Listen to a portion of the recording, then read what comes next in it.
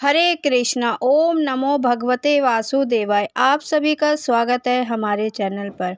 आज आपको इस वीडियो में आमल की एकादशी महात्म सुनाया जाएगा। आप सभी को आंवला एकादशी की बहुत बहुत शुभकामनाएं।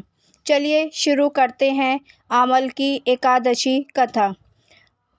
माध्यांता जी बोले, हे वशिष्ठ जी, यदि आप मुझ पर प्रसन्न हैं तो ऐसे व्रत की कथा कहो जिससे मेरा कल्याण हो। वशिष्ठ जी बोले, हे राजन, सब व्रतों से उत्तम और अंत में मोक्ष देने वाला आमल की एकादशी का वर्णन करता हूँ। यह फागुन माह के शुक्ल पक्ष में होती है। इस व्रत का पुण्य 1000 गोदान के फल के बराबर है। मैं आपसे एक पौराणिक कथा कहता हूँ। एक वैदानिक नामक नगर में ब्राह्मण, वैश्य, क्षत्रिय, शूद्र चारों वर्ण आनंद पूर्वक रहते थे। उस नगर में चेत्ररथ नाम का चंद्रवंशी राजा था। वह महाविद्वान तथा धार्मिक था। वहाँ के निवासी वृद्ध से बालक प्रत्येक एकादशी का व्रत करते थे।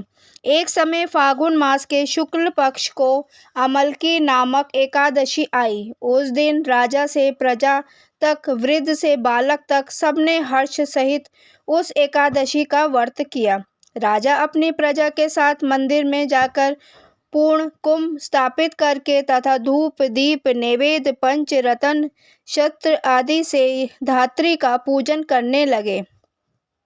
वह सब धात्री की इस प्रकार स्तुति करने लगे कि हे धात्री, तुम ब्रह्म स्वरूप हो, तुम ब्रह्मा जी द्वारा उत्पन्न हो और सारे पापों को नष्ट करने वाली हो। तुमको नमस्कार है। अब तुम अर्घ्य स्वीकार करो। तुम श्री रामचंद्र जी द्वारा सम्मानित हो। मैं आपकी प्रार्थना करता हूँ, मेरे समस्त पापों का हरण करो। उस देवालय में रात्रि को सबने जागरण किया। रात्रि के समय उस जगह एक बहेलिया आया। वह महापापी और दुराचारी था। वह भूखा प्यासा था। उस जगह बैठकर विष्णु भगवान की कथा व एकादशी महात्म सुनने लगा।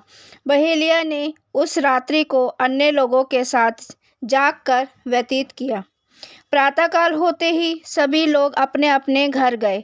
कुछ समय बीतने के पश्चात उस बहेलिये की मृत्यु हो गई और उस आमल की एकादशी के व्रत तथा जागरण के प्रभाव से उसने राजा विदुरथ के घर जन्म लिया। उसका नाम बसुरथ रखा गया।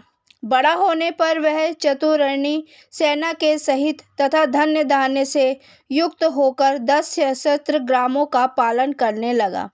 वह तेज में सूर्य के, क्रांति में चंद्रमा के, वीरता में विष्णु भगवान के और क्षमा में पृथ्वी के समान था। वह अत्यंत धार्मिक, सत्यवादी, क्रमवीर और विष्णु भक्त था। वह सदैव यज्ञ किया करता था। एक दिन वह राजा शिकार खेलने के लिए गया। देव योग से वह राजा रास्ता भूल गया। तब वह उसी वन में एक वृक्ष के नीचे सो गया। उसी समय पहाड़ी मल्चा वहां आए और राजा को अकेला देखकर उस पर मारो मारो का शब्द करके टूट पड़े।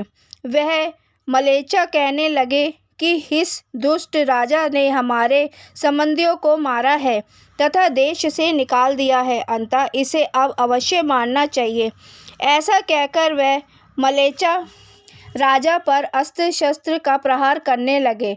उनके अस्त्र शस्त्र राजा के शरीर पर गिरते ही नष्ट हो जाते और उसको पुष्पों के समान प्रतीत होते।